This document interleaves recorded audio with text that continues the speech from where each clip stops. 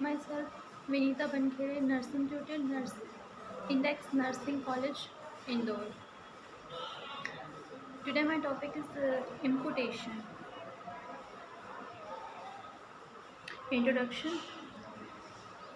An imputation is the surgical removal of part of the body, such as any arm on or leg.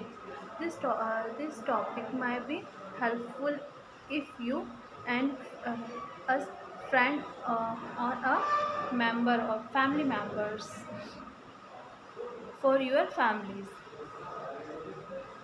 recently has had of had or any planning to have in imputations. अगर अभी कोई इम्पुटेशन करने वाला हो उनके लिए भी helpful है, आपकी फैमिली मेम्बर्स के लिए भी हेल्पफुल है, और अगर आपके कोई रिलेटिव्स या फ्रेंड्स का अभी सडनली हुआ है या होने वाला है उनके लिए भी इम्पुटेशन का ये टॉपिक हेल्पफुल रहेगा।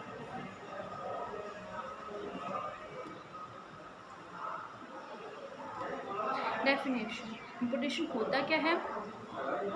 इम्पुटेशन is the removing of a body parts and extremities. क्या होता है कि आमतौर पर शरीर से कोई अंग काट के जो हटाया जाता है उसे इम्पुटेशन कहते हैं। अब जो इम्पुटेशन है, इम्पुटेशन काटना और काटने के बाद की जो प्रोसेस होती है उसको रिफिलिंग करना, वो दोनों बहुत इम्पोर्टेंट रहती है। कितने टाइप्स के हो सकते हैं ये इम्पुटेशन के? कितने टाइप्स हो सकते हैं? About knee amputation, removing part of thigh, knee, foot, etc. Below knee amputation, removing the lower part, foot and toe. Arm amputation, जो हमारा कंधे का इम्पुटेशन होता है वो, हैंड इम्पुटेशन जो हैंड काट के इम्पुटेशन करते हैं वो, फिंगर इम्पुटेशन किसी भी उंगली को जो काटा जाता है वो, फुट इम्पुटेशन जो हमारे पैर को काट के रिमूव करके अलग करते हैं वो, तो है इम्पुटेशन जो हमारे पैर की या हाथ की जो उंगलियां काट के जो अलग करते हैं वो। कॉजेज़ क्या क्या हो सकते हैं? डायबिटीज़ मेलाइटिस हो सकता है, और पेरिफेरल नर्व डिसीज़ हो सकता है, टेम्पोरल ट्रॉमेटिक इंजरी हो सकता है, बर्न हो सकता है, इलेक्ट्रिकल बर्न हो सकता है। बर्न अलग होता है, इलेक्ट्रिकल बर्न अलग होता है। जो बर्न होता है नॉर्मल जलना या फिर किसी भी केमिकल से जलना, लेकिन इलेक्ट्रिकल जो बर्न होता है वो बहुत ज़्यादा हार्मफुल होता है, इसलिए इलेक्ट्रिकल बर्न। जेनेटिक डिफॉर्मिटी, अगर जन्मजात किसी को डिफॉर्मिटी होती है तो उसकी वजह से भी इम्पुटेशन कर सकते हैं। क्रॉनिक ऑस्ट्रोमलाइटिस भी एक रीज़न हो सकता है। मैलिग्नेंट ट्यूमर, जो घातक ट्यूमर होता है, मतलब जो कैंसर स्वेल ट्यूमर होता है उस टाइप के अगर ट्यूमर भी हो चुका है तो उसमें भी हम लोग क्या कर सकते हैं? इम्पुटेशन कर सकते हैं।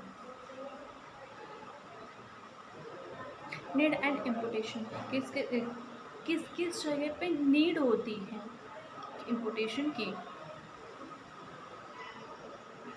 कनेक्टिव टिश्यू, जो हमारे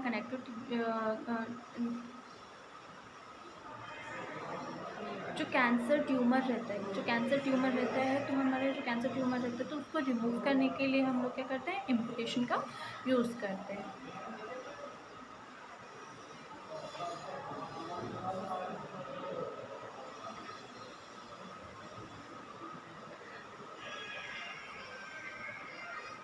फर्स्टिब्यूट मतलब क्या होता है? जो शीतलीकरण है, जो कोई पार्ट होता है तो बहुत ज़्यादा ठंडा हो जाता है और उसकी वजह से क्या हो जाता है? वहाँ के जो टिश्यू होती है उसकी डेथ होने लग जाती है और वो स्टार्ट हो जाती है, उसकी वजह से उसका कलर चेंजेस हो जाते हैं। गैंग्रियन, टिश्यू की डेथ हो चुकी है, टिश्यू की डेथ हो चुकी है, गैंग्रियन कहलाता है। Nerve and thickness of nerve tissue, क्या होता है कि न्यूरोमा, एक ये न्यूरोमा होता है। न्यूरोमा क्या होता है, जो नर्व या ऊतक होते हैं उसका एक मोटा होना होता है। जब नर्व और टिश्यू मोटे हो जाते हैं तो उसको क्या कहते हैं, हम लोग न्यूरोमा बोलते हैं। Peripheral, peripheral artery dishes, peripheral artery dishes मतलब PAD। और इसमें क्या होता है कि जो भी आर्टरी या फिर नर्व होती है, अगर उसमें भी कुछ प्रॉब्लम आ जाती है, ब्लॉकिंग ऑफ आर्टरीज, तो जब ब्लॉक हो जाती है आर्टरीज तो उसकी वजह से क्या हो जाता है, एम्पुटेशन करना होता है। Severe injury such as from a car accident, car accident में अगर सीवियर इंजरी हो गई तो भी क्या करेंगे, हम उस पार्ट को काट के रिमूव कर देंगे। Diabetes that less of neurons of injury woman and tissue death, जब भी टिश्यू डेथ हो जाती है उसकी वजह से भी क्या करते हैं हम लोग, एम्पुटेशन करते हैं। इम्पोर्टेंस क्या होता है, कॉम्प्लिकेशंस, अगर हम लोग सर्जरी कर रहे हैं तो कॉम्प्लिकेशंस होना तो नॉर्मली कई बार कॉम्प्लिकेशंस हो जाते हैं, ये सारे हाई रिस्क एरिया में। क्या क्या हो सकता है उसमें, ब्लडिंग हो सकता है, स्वेलिंग हो सकता है, एडिमा हो सकता है। ब्लडिंग मतलब बहुत ज़्यादा ब्लड लॉस हो सकता है, स्वेलिंग हो सकता है, एडिमा हो सकता है, उसके साथ इन्फेक्शन हो सकता है, वुंड हो सकता है।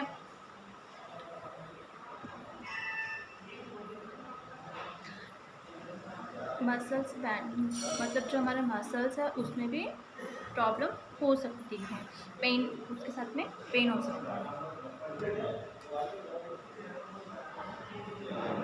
इम्पोर्टेंस ऑफ इन इम्पुटेशन, इम्पुटेशंस के क्या क्या कॉम्प्लिकेशंस हो सकते हैं, ये भी इम्पोर्टेंट पॉइंट है। क्या है, कॉम्प्लिकेशंस, क्या क्या चीज़ हो सकता है, वो अधिकतर सर्जरी में वो होते हैं, बट ये भी इम्पोर्टेंट पॉइंट्स है ऐसा।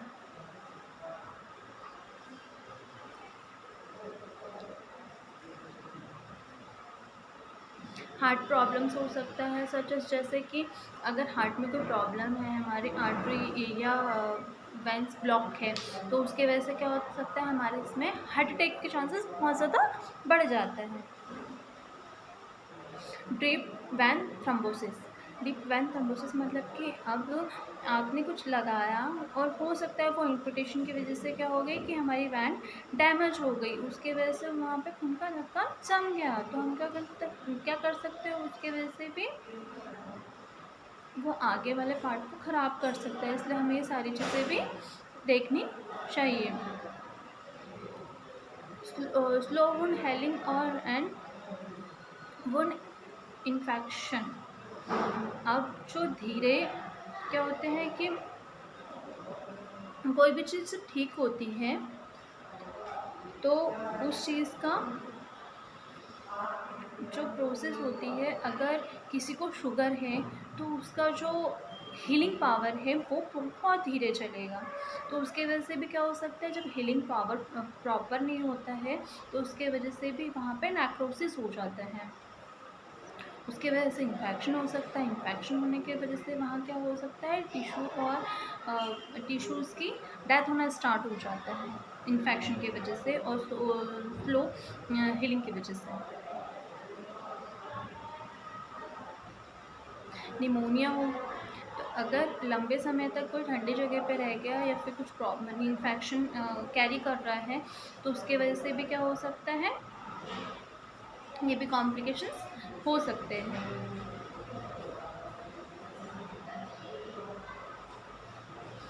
पेन भी एक रीज़न हो सकता है। अगर प्रॉपर ट्रीटमेंट नहीं हो पा रहा है तो उसको क्या हो सकता है, लंबे समय तक पेन भी रह सकता है। मेडिकल मैनेजमेंट हम किस तरीके से करेंगे उसका, मतलब स्वास्थ्य शिक्षा। हम लोग किस तरीके से उसकी स्वास्थ्य शिक्षा दे सकते हैं, मतलब उसको किस तरीके से बता सकते हैं कि ये सारी चीज़ें से आप अपना प्रोटेक्शन कर सकते हो, इस टाइप का आपको लेना है करके। तो क्या होता है, medicines that may be used to help relieving pain include। हम क्या करते हैं कि मेडिसिन लेते हैं, तो मेडिसिन को लेते हुए वो हमारे क्या करती है, पेन को रिलीव कर देती है या आराम प्रदान करती है।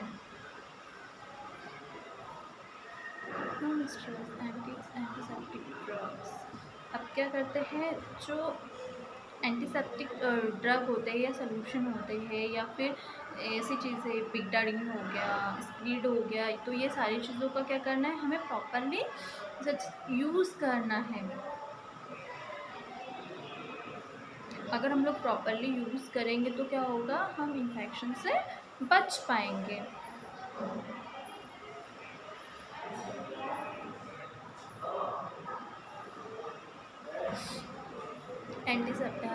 एंटीवैस्कुलर सच as कार्बोमोनोजेनिक ऑफ गाबापेंटीन। ये क्या होता है कि एंटीवैस्कुलर जो ड्रग होते हैं, तो हम लोग इसका भी यूज़ कर सकते हैं मैनेजमेंट में।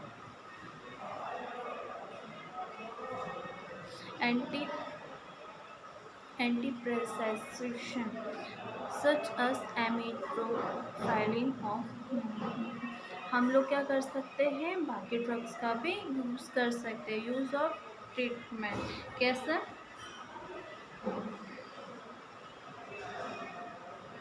ऐसा माना जाता है कि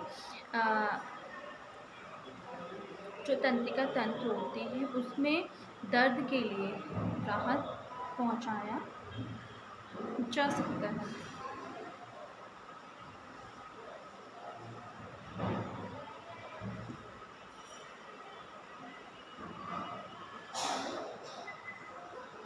और फिजियोलॉजिकल इशू ऑफ इम्प्लिकेशंस, इसमें क्या क्या है,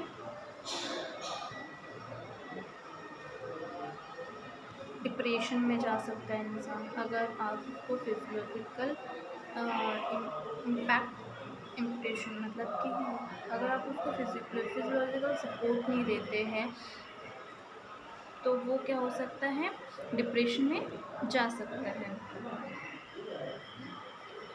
एंजाइटी, अब इम्पुटेशन हुआ है तो डेफिनेटली उसको एंजाइटी तो होगी, तो हमें क्या करना है, उसके एंजाइटी को भी दूर करना है।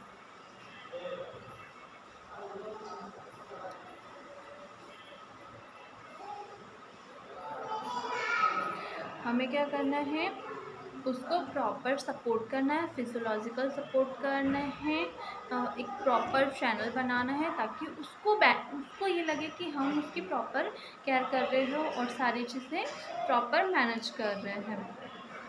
किस चीज़ के लिए, इम्पुटेशन के लिए। अगर इम्पुटेशन हुआ है तो डेफिनेटली उसको सारी चीज़ें होंगी, तो उसको क्या करना है, फिजियोलॉजिकल सपोर्ट देना है और उसकी प्रॉपर क्लॉथ चेंज करना है, उसकी मॉपिंग करना है और उसकी सारी चीज़ें, इन्वायरमेंटल चेंज करना है, सारी चीज़ें हम उसको क्या करते हैं, बेटर फील करवाएंगे और उसकी वजह से क्या होगा, वो जल्दी हीलिंग करेगा और जल्दी से जो इम्पुटेशन हुआ है उसको क्या होगा, वो जल्दी से रिकवर हो पाएगा। ग्राफिक मतलब अगर कुछ चीज़ हो चुकी है डेफिनेटली, तो उसको हम बताएंगे कि इस टाइप के आपके साथ हुआ है और इस टाइम में आप ठीक हो जाओगे। हमें क्या करवाना है, उसको एकदम बढ़िया सा फील करवाना है, ताकि उससे क्या होगा, उसको वो बेटर फील करेगा और उसकी हीलिंग में हेल्प होगी।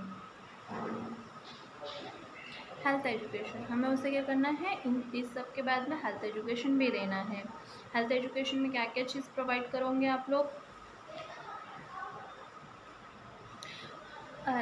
और अधिक आरामदायक क्या करोगे, आरामदायक बेड दोगे, और उसको जो कृत्रिम क्या रहती है, फैसिलिटी रहती है, उसको वो सारी प्रोवाइड करवाओगे। उसका प्रॉपर रख रखाव करोगे, और क्या करोगे उसको, अगर कोई ठंडी जगह है या गर्म जगह है तो उसको क्या करोगे, प्रॉपर मेंटेन करोगे। ऐसा नहीं कि वो ठंडी जगह में है तो उसका एरिया ठंडा ही रहने देंगे, या गर्म जगह है तो उसका एरिया गर्म ही रहने देंगे। उसको प्रॉपर क्या करेंगे, हम लोग मेंटेन करेंगे। जैसे गर्मी की जगह पे थोड़ा ठंडा माहौल करना है, और अगर ठंडा माहौल है तो थोड़ा हीट प्रोवाइड करवाना है। फिर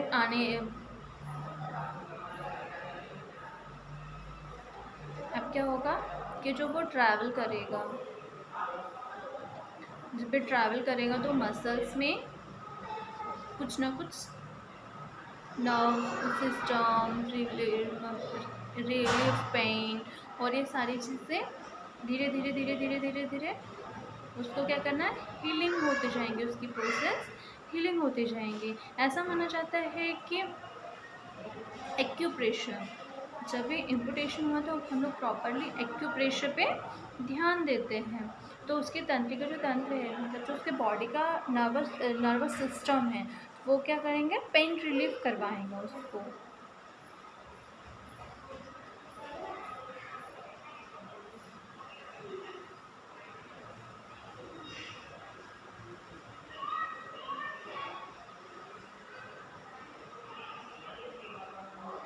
जो इलेक्ट्रिकल नर्व्स होती है, उसमें क्या करते हैं, उसको क्या करते हैं, स्टिमुलेशन करना है। मतलब स्टिमुलेशन अगर होगा प्रॉपर, क्या होगा कि प्रॉपर जो इलेक्ट्रिकल वेव्स रहेगी वो प्रॉपर अगर डिस्ट्रीब्यूट होगी तो क्या होगा, हमारे इसमें से बहुत जल्दी हीलिंग होंगी। हीलिंग होने के बाद क्या होगा, हम बहुत जल्दी ठीक हो जाएंगे। उससे हमें क्या करना है, एक छोटे से बैक्टीरिया से बचना है, या फिर वायरस से बचना है, या फिर किसी भी चीज़ के इस टाइप्स के कंटेंट से बचना है जिसमें कि हमें इंजरी हो जाए। हमारे जो हाथ हो गए, पैर हो गए, सारी चीज़ों में क्या है, कभी लगना नहीं चाहिए। अगर लगा है तो हमें उसे प्रॉपर देखना है, और उस चीज़ को क्या करना है, हमें ठीक होने देना है। नहीं तो नर्व डैमेज हो जाएंगी, टिश्यू डैमेज हो जाएंगे, डेथ हो जाएगा, नेक्रोसिस हो जाएगा। नेक्रोसिस होगा तो फिर वो प्रॉब्लम बढ़ जाएंगे, और बढ़ने के बाद क्या होना है, एम्पुटेशन होगा। अगर हम छोटे से घाव पे अगर ध्यान दे देंगे तो मुझे नहीं लगता है कि किसी भी टाइप का बड़ा कुछ हो पाएगा। बस आज का इतना ही टॉपिक था, इम्पुटेशन, किसी भी अंग को काट के अलग करना। तो अगर आप लोग उस चीज़ की सेफ्टी रखोगे तो शायद ऐसा कुछ नहीं हो पाएगा। Thank you.